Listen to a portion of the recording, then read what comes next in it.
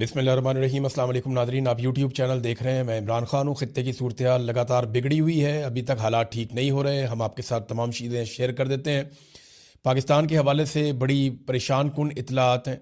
Iran के बाद सबसे बड़ा नुकसान पाकिस्तान में हुआ है, वो कैसे हुआ मैं पाकिस्तान की तफसीलात आपको बाद में बताता हूँ, लेकिन पहले ईरान और अमेरिका की लड़ाई के हवाले से इस वक्त तक की जो ताज़ा तरीन सूरत हाल है वो मैं आपके सामने रखने वाला हूँ। लड़ाई में बहुत सारे और ममालिक अब कूदना शुरू हो गए हैं, जिनमें सबसे पहले बरतानवी वज़ीर आज़म ने अमेरिका को अपनी मिलिट्री बेसिस ईरान पर हमलों के लिए इस्तेमाल करने की इजाज़त दे दी है।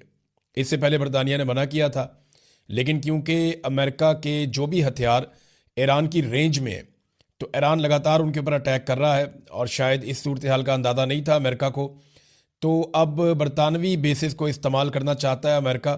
उससे ज़रा फ़ायदा ये होगा कि कुछ बेसिस ईरान की रेंज से बाहर है। एक ये भी इतला आई है कि साइप्रस जो है वो तुर्की के पास है और यूनान के पास है आधा, और बीच में कुछ एरिया जो है वो बरतानिया के पास भी है, और वहाँ पे बरतानिया की मिलिट्री बेस है, उसके ऊपर भी ईरान ने मिसाइल दागा है, वहाँ पे भी हमला किया है। और फ्रांस, जर्मनी और बरतानिया का एक मुश्तरका बयान भी आया, यानी अब ये ममालिक आहिस्ता आहिस्ता इस जंग का हिस्सा बनने की तरफ आ रहे हैं। ये जो मुश्तरका बयान है, इसमें इन ममालिक ने कहा कि ज़रूरत पड़ी तो ईरान के ख़िलाफ़ दिफाई कार्रवाई करने का पूरा हक रखते हैं, यानी हम भी एक अस्करी कार्रवाई कर सकते हैं ईरान के ख़िलाफ़।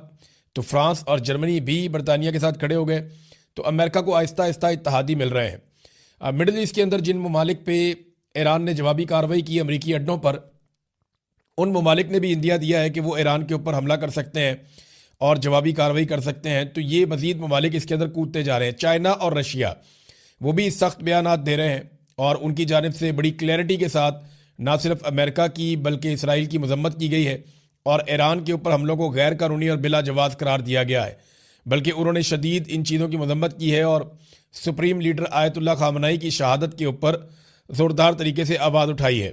ख़ास तौर पर रशिया ने, लबनान से हिजबुल्लाह ने इसराइल के ऊपर मिसाइल दाग दिए हैं। देखें, हिजबुल्लाह जो है इसको ईरान ने हमेशा सपोर्ट किया है, और लबनान में हिजबुल्लाह की जड़ें हैं, और इसराइल को इस बात का पता था। इसराइल काफ़ी अरसे से लबनान के ऊपर बार बार अटैक करता है, लेकिन इस वक्त क्योंकि इसराइल खुद बहुत बुरी तरह हमलों की जद में है, तो लबनान की जानिब से हिजबुल्लाह ने इसराइल के ऊपर मिसाइल दागे हैं। अब तक की इतला के मुताबिक 6 मिसाइल आकर लगे हैं।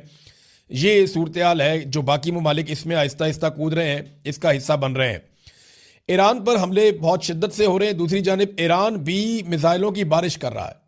अब कुछ मनाजिर ऐसे देखे हमने, जो लोग वीडियोस बना के ये दिखा रहे हैं कि ईरान ने इसराइल के ऊपर बाज़ टाइम पे ऐसा दिखाई दिया जैसे मिसाइलों की बारिश कर दी। बहुत ज़्यादा मिसाइल जाकर गिरे हैं, और जो कतर के अंदर अमरीकी बेसिस हैं वहाँ पे बहुत ज़्यादा ईरानी मिसाइल जाकर गिरे हैं। और कुछ मिसाइल अब वो ये बता रहे हैं कि पहले जो मिसाइल आ रहे थे उनकी रफ्तार और तरह थी, वो दिखाई भी दे रहे थे, लेकिन अब जो मिसाइल आ रहे हैं वो तो दिखाई भी नहीं देते, बहुत रफ्तार से आ रहे हैं। उनका सिर्फ धमाका सुनाई देता है और वो सिर्फ आवाज़ आती है उनकी। तो अब ईरान जो है वो हाइपरसोनिक या बहुत जदीद हथियार इस्तेमाल करना शुरू हो गया। ईरान के पास हथियार हैं कितने, इसके बारे में मैं आपको ये बताता हूँ, क्योंकि बहुत सारे लोग ये सवाल पूछ रहे हैं कि ईरान के पास कितने मिसाइल हैं और वो कितने दिनों तक इन मिसाइलों का इस्तेमाल कर सकता है। तो ये ज़ख़ीरे के बारे में ना कोई भी मुस्तनद इंफॉर्मेशन नहीं है। अमेरिका और इसराइल के जो सोर्सेज हैं उनका अंदाज़ा है कि ईरान के पास 3 से 5 हज़ार मिसाइल हैं, और ये ऐसे मिसाइल हैं जो खौफनाक मिसाइल हैं। यानी अगर वो रोज़ाना भी 100-150 मिसाइल चलाए, 200 मिसाइल चलाए, तो तब भी वो 1 महीने तक ये लड़ाई लड़ सकता है। यानी 3,000 से लेकर लगभग 5,000 तक के मिसाइलों का एस्टीमेट है अमेरिका के पास और इसराइल के पास। जबकि ईरान का ये दावा है कि उनके पास बहुत बड़ी मिकदार में मिसाइल हैं। जो पुराने मिसाइल हैं ईरान के पास, जो वो हमेशा से इस्तेमाल करता चला है, रवायती मिसाइल, वो तो उन्होंने बहुत सारे बनाए हुए हैं, लेकिन जो जदीद मिसाइल हैं उनकी गिनती थोड़ी है। लेकिन अमेरिका के और इसराइल के मुताबिक, और जो कुछ तखमीने आलमी सतह पे दिफाई इदारों ने और तंजीमों ने लगाए हुए हैं, या जो उन्होंने सोर्सेज से इंफॉर्मेशन इकट्ठी की है, उसमें वो अगर बहुत ज़्यादा भी हैं तो वो 5,000 कहे जाते हैं। कुछ सोर्सेज ये भी कहते हैं कि 8,000 तक हैं। तो ईरान काफ़ी देर तक ये लड़ाई कर सकता है। अगर वो इस लड़ाई को वक्फे के साथ करे तो वो काफ़ी नुकसान भी पहुंचा सकता है। अच्छा, क्या ईरान में रजीम तब्दील किया जा सकता है? देखें, ये सारा मामला हो तो इसलिए रहा है कि ईरान को दबाव में लिया जाए और ईरान को उन शराइत पे लाया जाए जिन शराइत के ऊपर अमेरिका और इसराइल राजी हो जाए और इसराइल के लिए खतरा हमेशा के लिए टल जाए या ख़त्म हो जाए, या अरब ममालिक भी अपने आप को ईरान से एक ऐसा मुल्क समझेंगे जिसको अब ईरान की तरफ से कोई खतरा नहीं है। हालांकि ईरान के मामला अरबों के साथ कभी उतने बुरे उस तरह रहे नहीं, ज़्यादा उनका फड्डा जो है वो इसराइल के साथ ही रहा है। बहरहाल, क्या ईरान में रजीम तब्दील किया जा सकता है? तो अब तक जो सूरत हाल दिखाई दे रही है उसमें डोनाल्ड ट्रंप बार बार अपील कर रहे हैं ईरान की आवाम से कि आप निकलें और निकल कर आप हुकूमत पे कंट्रोल करें। और डोनाल्ड ट्रंप बार बार अपील कर रहे हैं ईरानी फोर्सेस पे, धमकी भी लगाते हैं, अपील भी करते हैं कि जनाब आप हथियार फेंक दें और इस लड़ाई का हिस्सा ना बने और आप हुकूमत की बात ना सुने। इस किस्म के पैगामात जो हैं वो हैकर्स फैला भी रहे हैं और जो मुसाद है इसराइली एजेंसी वो बहुत ज़्यादा इसमें प्रोपेगेंडा करने में तेज़ है। वो वहाँ पे ईरान के अंदर भी प्रोपेगेंडा करवा रहे हैं, लेकिन इसके बावजूद जो बात साफ दिखाई देती है, ज़मीन पर उतरे बगैर ईरान में रजीम चेंज करना शायद मुमकिन नहीं होगा। आयतुल्ला खामनई जो हैं वो, उनकी उम्र देखें ना, अब 86 साल उनकी उम्र थी। इस उम्र के अंदर वो शहीद हो गए। जितना उनकी ज़िंदगी ने फ़ायदा दिया ना ईरानियों को, उतना ही उनकी शहादत ने भी फ़ायदा दे दिया। यानी जो उन्हें इस बात का आइडिया था, अब कुछ लोग ये कह रहे हैं तज्जियाकार के आयतुल्ला खामनी खुद शहीद होना चाहते थे और उनकी ये ख्वाहिश थी कि उनको शहीद कर दिया जाए, क्योंकि वो ये जानते थे कि अगर उन्हें शहीद कर दिया गया तो उसके बाद ईरान में रजीम चेंज करना जो है वो बहुत मुश्किल हो जाएगा, क्योंकि अवाम की एक बहुत बड़ी वेव खड़ी हो जाएगी और एक बड़ी हमदर्दी मिल जाएगी आयतुल्ला खामनई और उनके हमायतियों को। तो उसके बाद रजीम चेंज करना शायद मुमकिन नहीं रहेगा। तो अब यही सूरत हाल ईरान में देख रहे हैं, बहुत बड़े बड़े मुजाहरे हो रहे हैं, बहुत बड़ी तादाद में लोग यकजहती के लिए निकल रहे हैं, अमेरिका के खिलाफ निकल रहे हैं, इसराइल के खिलाफ निकल रहे हैं। तो ये चीज़ें नॉर्मली जंग के दिनों में ऐसे होती नहीं, लेकिन यहाँ पे हम होती हुई देख रहे हैं। तो वो जो ख्वाहिश थी एक आयतुल्ला खामनई की कि उनकी मौत भी ईरान के काम आए, तो वो ऐसा लगता है कि वो काम आई है। तो ईरान में अगर रजीम तब्दील करना है तो ग्राउंड पे फोर्सेस को उतारना पड़ेगा और फिर एक लंबी लड़ाई के नतीजे में ही रजीम तब्दील हो सकता है। और अभी आप वैसे कुछ कह नहीं सकते, बहुत कंफर्म इत्तला आप नहीं दे सकते, क्योंकि ईरान के अंदर एक बागियों का या आप कह लें गद्दारों का भी एक बहुत बड़ा हुजूम है। बहुत सारे गद्दारों को पहले ही सजाए मौत दी गई है, बहुत सारे गद्दारों को ईरान में सजाएं दी गई हैं। और ये भी अभी जो जिन लोगों ने ये इन्फॉर्मेशन दी है, जो जासूसी करते रहे हैं, वो भी ईरान के अंदर ही मौजूद हैं सारे लोग। तो ये आप कह नहीं सकते कुछ कि कल क्या हो जाएगा, लेकिन रजीम तब्दील करने के लिए ऐसा लगता है कि ज़मीन पे आना पड़ेगा।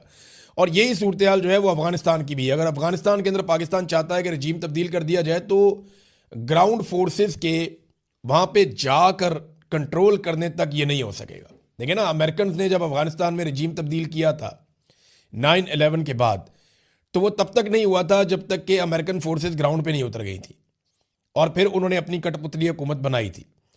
अगर पाकिस्तान ये चाहता है कि अफगानिस्तान के अंदर हुकूमत तब्दील हो जाए तो वो खाली हवा से बम मार के या मिसाइल मार के आप नहीं कर सकते।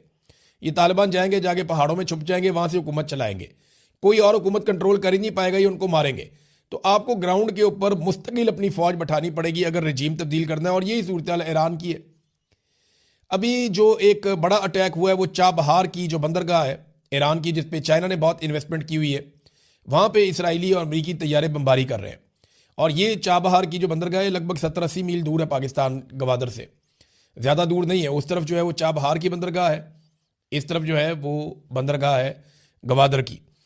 तो ये पाकिस्तान से ज़्यादा दूर नहीं है। वहाँ पे चाबहार के एरिया में बमबारी हो रही है और उसे निशाना बनाया गया है। यहाँ पे चाइना ने इन्वेस्टमेंट भी की हुई है, ये बात हमें ध्यान में रखनी है। नादरीन, पीर वाले दिन यानी आज जब आप ये वीलॉग देख रहे हैं तो अभी सुबह का वक्त है। जब पाकिस्तान में शाम हो जाएगी तो अमेरिका में सुबह हो जाएगी और जो पीर का दिन होगा वहाँ पे स्टॉक मार्केट खुलेगी। तो तब पता चलेगा कि दुनिया का इसके ऊपर रद्द-ए-अमल क्या है और मालियाती तौर पे किसको कितना नुकसान होता है। देखें, ये जो स्टॉक मार्केट है ना, ये अमेरिका की स्टॉक मार्केट पूरी दुनिया के अंदर सबसे तगड़ी मार्केट है और वो बहुत सारी चीज़ों का फैसला करती है। तो ये ख्वाहिश थी अमेरिका की, इसराइल की, कि मंडे से पहले पहले सारा मामला निपटा लिया जाए। लेकिन ये मामला लिंगर ऑन हो रहा है और ईरान जो है वो लगातार बमबारी कर रहा है। उसके ड्रोन जाकर यूएई में, बहरीन में, कतर में और मुख्तलिफ ममालिक के अंदर, उर्दन में, इराक के अंदर उन्होंने बहुत बड़ा हमला किया अमेरिका के असला डिपो के ऊपर। फिर कुछ जगह पे जहां अमेरिका के बहरी बेड़े हैं वहां पे उन्होंने अटैक किया, नुकसान पहुंचाया, आग लगी है। तो ईरान लगातार हमले कर रहा है। देखना यह है कि पीर वाले दिन अमेरिकी मार्केट से किस किस्म का रद्द-ए-अमल आता है और दुनिया में पेट्रोल की प्राइसेस कहाँ जाती हैं। अगर तो पेट्रोलियम प्राइसेस बढ़ जाती हैं दुनिया में तो एक बहुत बड़ा प्रेशर जनरेट हो जाएगा। अमेरिका इस लड़ाई को जल्दी निपटाना चाहता है। डोनाल्ड ट्रंप की ख्वाहिश है जितनी जल्दी हो जाए ये मामला निमट जाए और रजीम चेंज ऑपरेशन अगर वो मुकम्मल कर सके या जो भी अहदाफ उन्होंने और हासिल करने हैं वो कर ले। लेकिन ईरान इसको लंबा खींचता हुआ दिखाई दे रहा है। ईरान के लिए चैलेंजेस बहुत ज़्यादा हैं, लेकिन क्योंकि अब वो ऐसी सिचुएशन में आ गए हैं कि अगर हम डूब रहे हैं तो हम आपको भी लेकर डूबेंगे। लंबी जंग जो है वो खलीजी ममालिक को भी सूट नहीं करती। आप देखें ना, जो खलीजी ममालिक हैं उनका इन्हिसार 3-4 चीज़ों पे है। नंबर 1, उनका इन्हिसार उनके वसाइल पे है, जो उनके पास तेल है, पेट्रोलियम मसनूआत है, उनके ऊपर उनका बड़ा इन्हिसार है खलीजी ममालिक का, गैस पे और तेल पे, पेट्रोलियम पे। नंबर 2, उनका इन्हिसार है रियल स्टेट पे और सियाहत पे। ये 3 चीज़ें हैं जिन पे बहुत ज़्यादा पैसा कमाते हैं ये ममालिक। यानी सियाहत से बहुत पैसा कमाते हैं। सऊदी अरब के अंदर एक रिलीजियस टूरिज़्म है, वो बहुत बड़े पैमाने पे पैसा वो कमाते हैं। और दूसरा जो है वो तेल की, देखें अब आमदरफ्ती रुक जाएगी अगर समंदर के हालात ठीक नहीं होंगे और ईरान रास्ते बंद रखेगा और ये ख़तरा रहेगा कि तेल बरदार जो जहाज़ जा रहे हैं उनके ऊपर मिसाइल गिर जाएगा, तो वो तो पहले ही फ्यूल है, उसके ऊपर तो अगर ड्रोन भी गिर जाए तो वो सारा तबाह हो जाता है। तो ऐसी सूरत हाल में ये बहुत बड़ा सोर्स ऑफ इनकम बंद हो जाता है। फिर टूरिज्म जो है वो टूरिस्ट नहीं आते जहाँ पे बम गिर रहे होते हैं। और तीसरा उनका रियल स्टेट का बिजनेस है, यानी वो जो बहुत बड़े बड़े प्लाजे, बिल्डिंग और ये एक मुकाबला चल रहा है, ये बहुत बड़ा बिजनेस है यहाँ ये खलीजी ममालिक में। ये तीनों चीज़ों की मार्केट एकदम नीचे की तरफ गई। अब ये जो सूरत हाल बन गई है, खलीजी ममालिक नहीं चाहेंगे कि ये लड़ाई लिंगर ऑन करे। वो ये चाहते हैं कि जल्द अज जल्द इस लड़ाई का नतीजा हो और जो होना है वो हो जाए और लड़ाई बंद हो जाए ताकि चीज़ें नॉर्मलाइज हों। ईरान इस लड़ाई को कितना लंबा खींच सकता है? देखें, इस लड़ाई में पैसा बहुत ज़्यादा खर्च हो रहा है। एक जो मिसाइल है, जो पैट्रियट एयर डिफेंस सिस्टम में अमेरिका इस्तेमाल करता है, उसकी कीमत लगभग $4 मिलियन है। और इसी तरह जो आयरन डूम है उसकी भी कीमत बहुत ज़्यादा है। उनकी जो बैटरीज हैं, उनके जो मिसाइल्स हैं, जो आने वाले मिसाइलों को डिफ्यूज़ करते हैं, ये ईरान जितने का मिसाइल मारता है उससे बहुत ज़्यादा पैसों से वो उसको रोकते हैं, क्योंकि एक एक मिसाइल को मारने के लिए वो नीचे से बहुत सारे मिसाइल फायर करते हैं। तो ये लड़ाई सस्ती भी नहीं है, बहुत महंगी पड़ रही है इस वक्त लड़ाई अमेरिका को और इसराइल को। देखिए, इससे पहले अमेरिका ने जो लड़ाइयाँ लड़ी है माजी में, उसमें अमेरिका ने मारा है, रोका नहीं है, क्योंकि अमेरिका के ऊपर इस तरह अटैक नहीं हुआ उनकी बेसिस पे, उनकी चीज़ों पे। अब इस मरतबा ये उल्टा सिलसिला चल रहा है, तो उनको बहुत महंगी ये लड़ाई पड़ रही है और लगातार वो रोकने की कोशिश कर रहे हैं। अब आ जाए नाज़रीन, पाकिस्तान के अंदर सूरत हाल क्या है और किस तरफ जा रही है। पाकिस्तान अब तक जो है वो सबको खुश रखने में कामयाब रहा है। मैं साफ साफ आपसे बात करूंगा। पाकिस्तान को ईरान ने भी कहा जी ठीक है, आपने मजम्मत की, आपका शुक्रिया। खलीजी ममालिक जो है, पाकिस्तान ने सबसे रब्ता किया, जी हम आपके साथ हैं। अमेरिका जो है उसको पाकिस्तान ने बिल्कुल उसकी मजम्मत नहीं की। इसराइल को भी कोई पाकिस्तान से कोई बहुत बड़ा प्रॉब्लम नहीं हुआ। तो पाकिस्तान ने एक तरह से सबको ही राजी रखा है, लेकिन पाकिस्तान की आवाम को राजी नहीं रख सके।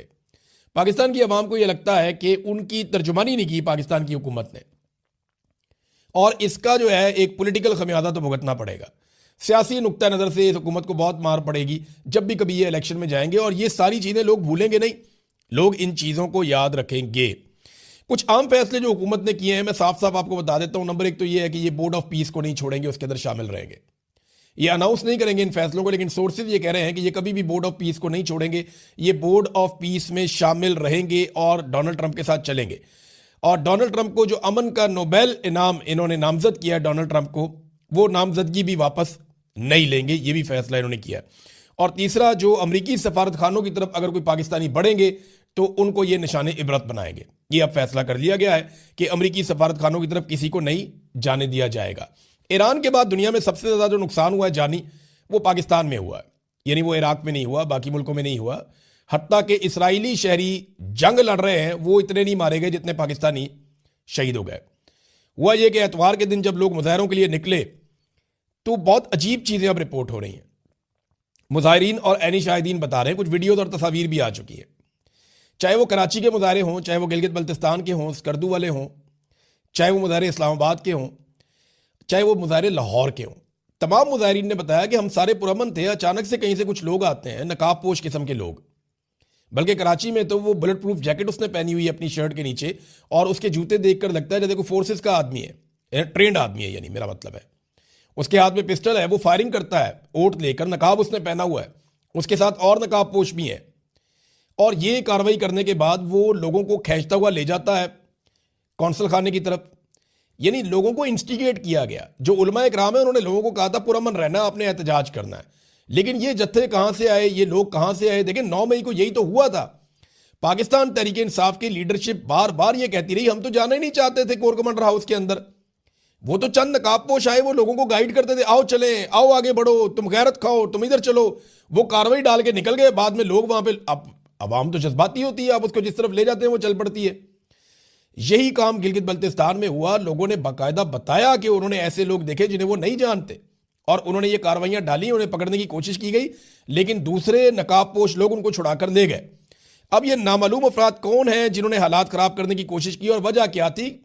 पाकिस्तान में डिफरेंट इतलात आ रही हैं। सबसे कम जो इतला आई है, 30 अफराद जाँ बहक हुए हैं इन वाकयात में। यानी 30 लोग शहीद हो गए जो एहतजाज करने के लिए निकले थे। आयतुल्लाह खामनी की शहादत के बाद जो लोग एहतजाज करने के लिए निकले, उनमें 30 लोग कम से कम, और जो ज़्यादा इतलात आ रही हैं 40 तक लोग बताए जा रहे हैं कि जो शहीद हो गए हैं पूरे पाकिस्तान में।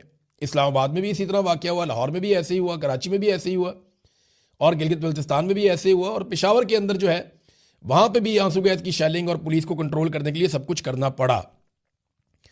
अब ये लोग सहाफ़ी जो है उनसे बात हुई, वो कहते हैं हम भी हैरान है।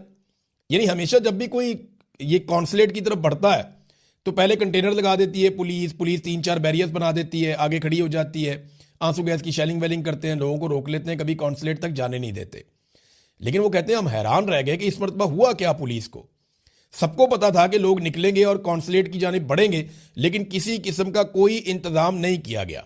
पहले चंद लोगों ने आकर, नामालूम अफराद ने लोगों को इश्तियाल दिलाया, और उसके बाद गोलियां चला दी गई, और यही हर जगह पे हुआ है। अब ये जो 40 बंदा मारा गया है, क्या पैगाम किसको दिया जा रहा है? यानी कुछ लोग ये कह रहे हैं कि शायद पाकिस्तान बार बार अमेरिका को ये बताना चाहता है कि देखें हम अपनी आवाम को भी मारने के लिए तैयार हैं, आपके साथ खड़े होने के लिए, देखें हमारे ऊपर कितना दबाव है। और यही मामला हुआ था जब तहरीक लब्बैक के लोगों को गोली मारी गई थी मुरीदके में।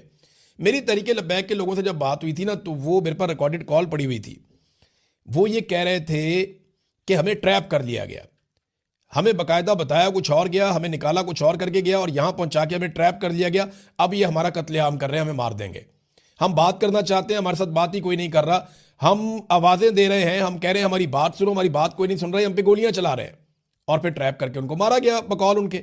वो भी एक बड़ा कत्लेआम था। जब से आसिम मुनीर साहब पाकिस्तान के आर्मी चीफ बने, 9 मई का एक कत्लेआम हुआ पाकिस्तान में, 26 नवंबर का एक कत्लेआम हुआ पाकिस्तान में, फिर उसके बाद मुरीदके में कत्लेआम हुआ पाकिस्तान में, और अब एक मरतबा फिर पाकिस्तान की 3-4 मुख्तलिफ मकामात के ऊपर कत्लेआम हुआ मुजाहिरीन का।